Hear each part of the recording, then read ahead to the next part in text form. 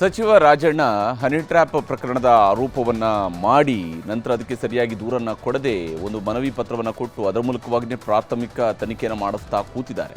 ಇದರ ನಡುವೆ ರಾಜಣ್ಣನವರ ಪುತ್ರ ಹನಿ ಕಹಾನಿಯನ್ನು ಬಿಟ್ಟು ಕೊಲೆ ಯತ್ನದ ವಿಚಾರವನ್ನು ಮುಂದಿಟ್ಟು ಕಂಪ್ಲೇಂಟನ್ನು ಕೊಟ್ಟಿದ್ದಾರೆ. ರಾಜೇಂದ್ರ ಅವರ ದೂರಿನ ಮೇರೆಗೆ ತುಮಕೂರಿನ ಪೊಲೀಸರು ರೌಡಿ ಶೀಟರ್ಗಳ ಮೇಲೆ ಎಫ್ಐಆರ್ ಹಾಕಿ ತನಿಖೆಯನ್ನು ಶುರು ಮಾಡಿದ್ದಾರೆ.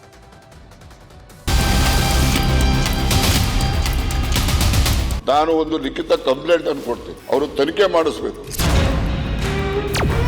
70 ಲಕ್ಷಕ್ಕೆ ಸುಪಾರಿ ಕೊಡುವಂಥದ್ದು. ಬೆಂಗಳೂರಿಂದ ಹಿಡಿದು ದೆಹಲಿಯವರೆಗೂ ಸಚಿವ ಕೆಎನ್ ರಾಜಣ್ಣ ಸಿಡಿಸಿದ ಹನಿ ಟ್ರ್ಯಾಪ್ ಸುದ್ದಿ ಸದ್ದು ಮಾಡಿದೆ.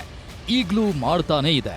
ಅಪ್ಪನ ಮಾತಿಗೆ ಹೌದು ಹೌದು ಅಂತಿದ್ದ ಸಚಿವ ರಾಜಣ್ಣ ಪುತ್ರ ರಾಜೇಂದ್ರ ನನ್ನ ಮೇಲೂ ಹನಿ ಟ್ರ್ಯಾಪ್ ಯತ್ನ ನಡೆದಿತ್ತು ಅಂತ ಬಾಂಬ್ ಹಾಕಿದ್ರು. ಆದರೆ ನಿನ್ನೆ ಇದ್ದಕ್ಕಿದ್ದಂತೆ ಉಲ್ಟಾ ಹೊಡೆದು ಹನಿ ಟ್ರ್ಯಾಪ್ ವಿಷಯವನ್ನೇ ತಲೆಕೆಳಗಾಗಿ ಮಾಡಿ ಕೊಲೆ ಯತ್ನದ ಟಚ್ ಕೊಟ್ಟಿದ್ರು. ನಿನ್ನೆ ಡಿಜಿ ಅಂಡ್ ಐಜಿಗೆ ದೂರು ಕೂಡ ಕೊಟ್ಟಿದ್ರು. ಇವತ್ತು ತುಮಕೂರು ಎಸ್ಪಿ ಅಶೋಕ್ ಕುಮಾರ್ ಅವರನ್ನ ಭೇಟಿಯಾಗಿ ರಾಜೇಂದ್ರ ದೂರು ಕೊಟ್ಟಿದ್ದಾರೆ. ತುಮಕೂರಿನ ಕ್ಯಾತ್ಸಂದ್ರದ ರಜತಾದ್ರಿ ನಿವಾಸದಲ್ಲಿ ನವೆಂಬರ್ನಲ್ಲಿ ರಾಜೇಂದ್ರರನ್ನ ಕೊಲ್ಲಲು ಸಂಚು ನಡೆದಿತ್ತಂತೆ. ನನ್ನ ಮಗಳ ಬರ್ತ್ಡೇ ದಿನವೇ ಕೊಲೆಗೆ ಯತ್ನಿಸಿದ್ರು. ಮನೆಯಲ್ಲಿ ಶಾಮಿಯಾನ ಹಾಕುವ ನೆಪದಲ್ಲಿ ಕೊಲೆ ಮಾಡಲು ಬಂದಿದ್ರು. ಕೊಲೆಗೆ 70 ಲಕ್ಷ ಸುಪಾರಿ ಮಾತುಕತೆ ಆಗಿದೆ. ಸೋಮ ಮತ್ತು ಭರತ್ ಅನ್ನೋ ಹೆಸರು ಆಡಿಯೋದಲ್ಲಿದೆ. ಆ ಆಡಿಯೋ ನನ್ನ ಬಳಿ ಇದೆ. ಈ ಬಗ್ಗೆ ಸೂಕ್ತ ತನಿಖೆ ಮಾಡಿ ಎಂದು ಎಸ್ಪಿಗೆ ರಾಜೇಂದ್ರ ದೂರು ಕೊಟ್ಟಿದ್ದಾರೆ. ಅದು 70 ಲಕ್ಷಕ್ಕೆ ಸುಪಾರಿ ಕೊಡುವಂಥದ್ದು. ಅದರಲ್ಲಿ 5 ಲಕ್ಷ ಅಡ್ವಾನ್ಸ್ ಬರುತ್ತೆ. 70 ಲಕ್ಷ ಟೋಟಲ್ ಆಗಿ ಮಾಡಬೇಕು ಅಂತ 5 ಲಕ್ಷ ಸುಪಾರಿ ಬರುತ್ತೆ. ಅದು ಏನಕ್ಕೆ ಸುಪಾರಿ ಕೊಟ್ಟಿದ್ದಾರೆ, ಅದನ್ನು ಮಾಡಿದ್ದಾರೆ, ಏನಾಗಿದೆ ಅನ್ನೋವಂಥದ್ದನ್ನು ನಾನು ತನಿಖೆ ಆಗಬೇಕು ಅಂತೇಳಿ ನಾನು ಇವತ್ತು ನೆನೆ ಡಿ ಜಿ ಅವ್ರಿಗೂ ಅದನ್ನೇ ಮಾತಾಡಿರುವಂಥದ್ದು, ಮತ್ತು ಈಗ ಎಸ್ ಪಿ ಅವ್ರಿಗೂ ಅದನ್ನೇ ನಾನು ಹೇಳಿರುವಂಥದ್ದು. ರಾಜೇಂದ್ರ ಕೊಲೆಗೆ ಯತ್ನ ಆಗಿರೋದು ನವೆಂಬರ್ನಲ್ಲಿ. ಆದರೆ ಪೊಲೀಸರಿಗೆ ದೂರು ನೀಡಿರೋದು 5 ತಿಂಗಳ ಬಳಿಕ. ಆದ್ರೂ ರಾಜೇಂದ್ರ ದೂರನ್ನ ಸ್ವೀಕರಿಸಿರುವ ಎಸ್ಪಿ ಅಶೋಕ್ ಕುಮಾರ್ ಎಫ್ಐಆರ್ ಮಾಡಿ ತನಿಖೆ ಮಾಡ್ತೀವಿ ಅಂದ್ರು. ರಾಜೇಂದ್ರ ಹೆಚ್ಚಿನ ಭದ್ರತೆ ಕೇಳಿದ್ದಾರೆ, ಕೊಡ್ತೀವಿ. ಸೋಮ ಎನ್ನುವ ರೌಡಿ ಶೀಟರ್ ಮೇಲೆ ಆರೋಪಿಸಿದ್ದಾರೆ ಅಂದ್ರು. MLC ರಾಜೇಂದ್ರ ಅವರು ಬಂದಿದ್ದರು. ಅವರು ಒಂದು ದೂರು ಕೊಟ್ಟರು. ಆ ದೂರು ನಾವು ವಿಚಾರಣೆಗೆ ತೊಗೊಂಡಿದ್ದೀವಿ. ಸೊ ಎಂಕ್ವೈರಿ ಒಂದು ಮಾಡಿಸ್ತೀವಿ. ಅದು ತಕ್ಷಣವಾಗಿ ಅವರನ್ನು ಕನ್ಸರ್ನ್ ಪೊಲೀಸ್ ಸ್ಟೇಷನ್ ಕ್ಯಾತ್ಸಂದ್ರ ಏನಿದೆ ಅಲ್ಲಿಗೆ ತೊಗೊಂಡು ಹೋಗಿ ಅಲ್ಲಿ ಕಂಪ್ಲೇಂಟ್ ಕೊಡೋಕ್ಕೆ ತಿಳಿಸಿದ್ದೀವಿ. ಅಲ್ಲಿ ಅವರು ಕೊಡುವಾಗ ಅದರಲ್ಲಿ ಏನು ಕಂಟೆಂಟ್ ಇದೆ ಆ ಪ್ರಕಾರ ನಾವು ಒಂದು ದೂರು ತೊಗೊಂಡು ಅದರ ಮೇಲೆ ಇನ್ವೆಸ್ಟಿಗೇಷನ್ ಸ್ಟಾರ್ಟ್ ಮಾಡ್ತೀವಿ. ಮಧುಜಾಲದಲ್ಲಿ ಸಿಲುಕಿರುವ ಪ್ರಯತ್ನ ಆಗಿದೆ ಅಂತಿದ್ದ ರಾಜಣ್ಣ ದೂರು ಕೊಡದೆ ಸೈಲೆಂಟ್ ಆಗಿದ್ರೆ, ರಾಜನ ಪುತ್ರ ರಾಜೇಂದ್ರ ಹನಿ ಕಹಾನಿಯ ಕೇಸನ್ನೇ ಕೊಲೆ ಯತ್ನ ಅಂತ ತಿರುಗಿಸಿ ದೂರು ಕೊಟ್ಟಿದ್ದಾರೆ. ಸತ್ಯತೆ ಬಗ್ಗೆ ಸಿಐಡಿಯಿಂದ ಸರ್ಕಾರ ತನಿಖೆ ಮಾಡಿಸುತ್ತಿದೆ. ಬೆಂಗಳೂರಿನ ಜೈಮಹಲ್ ರಸ್ತೆಯಲ್ಲಿರುವ ರಾಜನ್ನ ಮನೆಯಲ್ಲಿ ಇವತ್ತು ಸಿಐಡಿ ಮಾಹಿತಿ ಸಂಗ್ರಹಿಸಿದೆ. ಈ ಮಧ್ಯೆ ದೆಹಲಿಗೆ ಹೋಗಿ ಬಂದಿರುವ ಸಚಿವ ಸತೀಶ್ ಜಾರಕಿಹೊಳಿ ಪ್ರತಿಕ್ರಿಯಿಸಿದ್ದು, ಹನಿ ಟ್ರ್ಯಾಪ್ ಬಗ್ಗೆ ನಾನು ಹೈಕಮಾಂಡ್ಗೆ ದೂರು ನೀಡಿಲ್ಲ. ಹೈಕಮಾಂಡ್ ಬೇರೆ ಸೋರ್ಸ್ನಿಂದ ಮಾಹಿತಿ ಪಡೆದುಕೊಂಡಿದೆ ಅಂದ್ರು. ಮತ್ತು ಹನಿ ಟ್ರ್ಯಾಪ್ ಬಗ್ಗೆ ದೂರು ಗೀರು ಬಂತು, ಯಾವ ದೂರು ಇಲ್ಲ, ಯಾರ ಬಗ್ಗೆ ಕೊಡಬೇಕು, ಯಾರಿಗೆ ಕೊಡೋದಂತ ಪ್ರಶ್ನೆ ಇಲ್ಲ. ಮತ್ತು ಅದು ಹೇಳುವಂಥ ಅವಶ್ಯಕತೆ ನಮಗಿಲ್ಲ. ಯಾಕಂದರೆ ಅವ್ರಿಗೆಲ್ಲ ಮಾಹಿತಿ ಪಡ್ಕೊಂಡಿರ್ತಾರೆ. ಹೈಕಮಾಂಡ್ ಅವ್ರ ಡ್ಯೂಟಿ ಅದು, ಅವ್ರದ್ದೇ ಸೋರ್ಸಿಂದ ಪಡೆದಿರ್ತಾರೆ. ನಾವು ಹೋಗಿ ಹೇಳಿ ಅದನ್ನು ಹೇಳುವಂಥ ಅವಶ್ಯಕತೆ ನಮಗೂ ಇಲ್ಲ.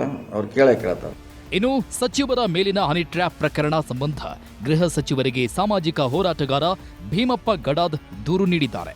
ಹನಿ ಟ್ರ್ಯಾಪ್ ಪ್ರಕರಣ ಶೋಭೆ ತರುವಂತದ್ದಲ್ಲ, ತನಿಖೆ ಮಾಡಿ ತಪ್ಪಿತಸ್ಥರಿಗೆ ಶಿಕ್ಷೆ ಕೊಡಿಸಬೇಕು ಅಂತ ಒತ್ತಾಯಿಸಿದ್ದಾರೆ.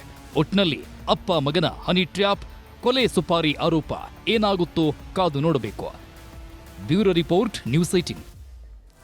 ಇನ್ನು 3 ದಿನ ದೆಹಲಿಗೆ ಪ್ರವಾಸಕ್ಕೆ ಹೋಗಿದ್ದಂತಹ ಸತೀಶ್ ಜಾರಕಿಹೊಳಿ ಅವರು ಈಗ ಕುರ್ಚಿ ಕನಸನ್ನು ಹೊರಹಾಕಿದ್ದಾರೆ.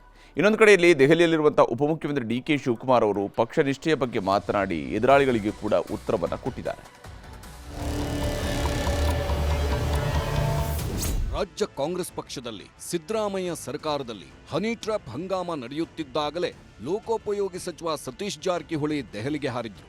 ಕಳೆದ 4 ದಿನದಿಂದ ದೆಹಲಿಯಲ್ಲಿ ಅನೇಕ ನಾಯಕರನ್ನ ಭೇಟಿಯಾದರು. ಕಾಂಗ್ರೆಸ್ ಪಕ್ಷದ ಅಧ್ಯಕ್ಷ ಮಲ್ಲಿಕಾರ್ಜುನ್ ಖರ್ಗೆ ಜೊತೆ ಮಾತುಕತೆ ನಡೆಸಿದ್ದ ಜಾರಕಿಹೊಳಿ ದೇವೇಗೌಡರನ್ನೂ ಭೇಟಿಯಾದರು. ಆಮೇಲೆ ಕುಮಾರಸ್ವಾಮಿ ಅವರನ್ನೂ ಭೇಟಿಯಾಗಿ ಅಚ್ಚರಿ ಮೂಡಿಸಿದ್ರು. ಈಗ ಸತೀಶ್ ಜಾರಕಿಹೊಳಿ ದೆಹಲಿಗೆ ಭೇಟಿ ಕೊಟ್ಟಿದ್ಯಾಕೆ ಅನ್ನೋ ಗುಟ್ಟನ್ನ ರಟ್ಟು ಮಾಡಿದ್ರು. ಯಾವುದೇ ವಿಷಯದ ಬಗ್ಗೆ ಪ್ರಶ್ನೆ ಮಾಡಿದ್ರೆ ಹೌದು ಇಲ್ಲ ಅಂತಾನೇ ನೇರ ಉತ್ತರ ಕೊಡುವ ಸತೀಶ್ ಜಾರಕಿಹೊಳಿ ಕಾಂಗ್ರೆಸ್ ಪಕ್ಷದ ರಾಜ್ಯಾಧ್ಯಕ್ಷ ಹುದ್ದೆ ಮತ್ತು ಮುಖ್ಯಮಂತ್ರಿ ಬದಲಾವಣೆಯಾದರೆ ಉತ್ತರ ಕರ್ನಾಟಕಕ್ಕೆ ಕೊಡಬೇಕು ಅನ್ನೋದನ್ನ ವರಿಷ್ಠರ ಮುಂದಿಟ್ಟು ಬಂದಿರೋದನ್ನ ಪರೋಕ್ಷವಾಗಿ ಒಪ್ಪಿಕೊಂಡ್ರು. ಜೊತೆಗೆ ಜೆಡಿಎಸ್ ದಿಗ್ಗಜರ ಭೇಟಿ ರಾಜಕೀಯವಾಗಿ ಮಾಡಿದ್ದಲ್ಲ ಅನ್ನೋದನ್ನು ಸ್ಪಷ್ಟಪಡಿಸಿದ್ರು. ಯಾವ್ದಕ್ಕೆ ನೀವು ಹೇಳ್ಬೇಕು, ಯಾವ್ದಕ್ಕೆ ಕೇಳ್ಬೇಕು? ಈಗ 140 ಮಂದಿ ನಮ್ಮದೇ ಇಷ್ಟು ಫುಲ್ ಇದೆ ಗಾಡಿ. ಇನ್ನು ಅವ್ರಿಗೆ ಕೊಡ್ತಾರೆ, ಯಾಕೆ ಕೊಡ್ತಾರೆ, ಏನು ಕೊಡ್ತಾರೆ? ಅವ್ರು 14 ಜನ ತೋದು ಹೆಂಗೆ ಏನು ಮಾಡಬೇಕು? ನಾವು ಕಾಂಗ್ರೆಸ್ನಲ್ಲೇ ನಮ್ಮ ಭವಿಷ್ಯ ಓವರ್ಲೋಡೆಡ್ ಇದ್ರು ಭವಿಷ್ಯ ಇಲ್ಲೇ ಇದೆ. ನಾವು ಅಧ್ಯಕ್ಷರು ಇಲ್ಲೇ ಆಗಬೇಕು, ಮುಖ್ಯಮಂತ್ರಿ ಇಲ್ಲೇ ಆಗಬೇಕು. ಇಲ್ಲೇ ವೇಟಿಂಗ್ನಾಗ ಲಿಸ್ಟ್ನಾಗದಿ, ವೇಟಿಂಗ್ನಾಗ ಕಾಯ್ತಾ ಇದೀವಿ. ವೇಟಿಂಗ್ ಈಗ ರೈಲ್ವೆದಾಗ RAC ಅಂತ ಕೊಡ್ತಲ್ಲ. ನಾವು ಟ್ರೈನ್ನಾಗ ಮುಂಚೆ ಹೋಗ್ತಾ ಇದ್ದಾಗ ದಾರಿ ಹೊರಗೆ ಕಾಯ್ಕೋತ ಕೂಡ್ತಿದ್ವಿ. ಇವ್ನು ಬರೋಲ್ಲ, ಒಳ್ಳೇದಾಗ್ತೈತೆ, ಇವ್ನು ಬರೋಲ್ಲ. ಯಾಕಂದ್ರೆ ರಿಸರ್ವೇಷನ್ ಅಗೇನ್ಸ್ಟ್ ಕ್ಯಾನ್ಸಲೇಷನ್ ಅದು. ಅಂದ್ರೆ ಕ್ಯಾನ್ಸಲ್ ಆದಾಗ ಅದು ರಿಸರ್ವ್ ಆಗ್ತೈತೆ. ಹಂಗೆ ಯಾರ ಬರ್ದಿಲ್ಲ ಅಂದ್ರೆ ಸಿಕ್ತ ಚಾನ್ಸ್ ಸಿಗ್ಬೋದು. ಹಂಗೆ RAC ಇದ್ದಂಗೆ ಅದು ಎಲ್ಲ. ರೈಲಲ್ಲಿ ಟಿಕೆಟ್ ಪಡೆದು ವೇಟಿಂಗ್ ಲಿಸ್ಟ್ನಲ್ಲಿದ್ದಂತೆ ಯಾರಾದರೂ ಟಿಕೆಟ್ ಕ್ಯಾನ್ಸಲ್ ಮಾಡಿದ್ರೆ ಆ ಸೀಟು ನಮಗೇ ಸಿಗುತ್ತಾ ಅಂತ ಕಾಯೋ ಥರ ಕೆಪಿಸಿಸಿ ಅಧ್ಯಕ್ಷ ಸ್ಥಾನ ಅಥವಾ ಮುಖ್ಯಮಂತ್ರಿ ಸ್ಥಾನ ಖಾಲಿಯಾಗಬಹುದು ಅಂತ ಕಾಯ್ತಿದ್ದೀವಿ ಅಂದ್ರು. ಯಾವಾಗ ಕಾಯುವಿಕೆ ಕೊನೆಯಾಗುತ್ತೆ ಗೊತ್ತಿಲ್ಲ. ಆದ್ರೆ ಸತೀಶ್ ಜಾರಕಿಹೊಳಿ ದೆಹಲಿ ಟೂರ್ ಮುಗಿಸಿ ಬರ್ತಿದ್ದಂತೆ DK ಶಿವಕುಮಾರ್ ದೆಹಲಿಯಲ್ಲಿ ಠಿಕಾಣಿ ಹೂಡಿದ್ದಾರೆ. ದೆಹಲಿಯಲ್ಲಿ ಖರ್ಗೆ, ರಾಹುಲ್ ಗಾಂಧಿ, AICC ಪ್ರಧಾನ ಕಾರ್ಯದರ್ಶಿಗಳ ನೇತೃತ್ವದಲ್ಲಿ ಎಲ್ಲಾ ಜಿಲ್ಲಾ ಕಾಂಗ್ರೆಸ್ ಅಧ್ಯಕ್ಷರುಗಳ ಸಭೆ ಇತ್ತು. ಸಭೆಯಲ್ಲಿ DK ಶಿವಕುಮಾರ್ ಕೂಡ ಭಾಗಿಯಾಗಿದ್ರು. ಪಕ್ಷ ಸಂಘಟನೆ ವಿಷಯದಲ್ಲಿ ಕಾರ್ಯಕರ್ತರಿಗೆ, ಮುಖಂಡರಿಗೆ ಸಂದೇಶ ಕೊಡುವ ಜೊತೆಗೆ ಪರೋಕ್ಷವಾಗಿ ಪಕ್ಷ ಹೇಳಿದಂತೆ ಎಲ್ಲರೂ ಕೇಳಬೇಕಂತ ಸಂದೇಶನೂ ರವಾನಿಸಿದ್ರು. ಅವ್ರು ಹೇಳಿದ್ದಾರೆ, ನಿಮ್ಗೆ ಯಾರ ಮೇಲೂ ನೀವೇನು ಡಿಪೆಂಡ್ ಆಗೋದು ಬೇಕಾಗಿಲ್ಲ, ನಾವೇ ನಿಮ್ಗೆ ರಕ್ಷಣೆ ಮಾಡ್ತೀವಿ ಅಂತ ಕೂಡ ನಿನ್ನೆ ವೇಣುಗೋಪಾಲ್ ಅವರು ಸುದೀರ್ಘವಾಗಿ ಹೇಳಿದ್ದಾರೆ. ಕೆಲವರೆಲ್ಲ ಅವ್ರ ಪ್ರಾಬ್ಲಮ್ಸ್ನೆಲ್ಲ ಅವರು ಹೇಳ್ಕೊಂಡಿದ್ದಾರೆ. ಎಲ್ಲಾ ರಾಜ್ಯದಲ್ಲೂ ಪಕ್ಷ ಏನ್ ಹೇಳ್ತದೆ ಕೇಳಲೇಬೇಕು, ನಾನು ಕೇಳಬೇಕು, ಎಲ್ಲರೂ ಕೇಳಬೇಕು. ಮುಂದಿನ ವಾರದಲ್ಲಿ ರಾಜ್ಯಕ್ಕೆ ಕಾಂಗ್ರೆಸ್ ಉಸ್ತುವಾರಿ ರಣದೀಪ್ ಸಿಂಗ್ ಸುರ್ಜೇವಾಲಾ ಬರ್ತಿದ್ದಾರೆ. ಹನಿ ಟ್ರ್ಯಾಪ್ ಯತ್ನದ ಹಿಂದೆ ಸ್ವಪಕ್ಷೀಯರ ಕೈವಾಡ ಆರೋಪ, ಪಕ್ಷದಲ್ಲೆದ್ದಿರುವ ಬಿರುಗಾಳಿ, ಅಧ್ಯಕ್ಷರ ಬದಲಾವಣೆ, ನಾಯಕತ್ವ ಬದಲಾವಣೆ ವಿಚಾರಗಳ ಅಂತೆ ಕಂತೆಗಳಿಗೆಲ್ಲ ತೆರೆ ಎಳೆಯೋ ಉದ್ದೇಶದಿಂದ ನಾಯಕರ ಸಭೆನೂ ಕರೆದಿದ್ದಾರೆ. ನೋಡೋಣ ಸುರ್ಜೇವಾಲಾ ಬಂದ ಮೇಲೆ ಏನಾಗುತ್ತೆ, ಬಂದು ಹೋದ ಮೇಲೆ ಏನೇನಾಗುತ್ತೆ ಅಂತ. Bureau report, news 18.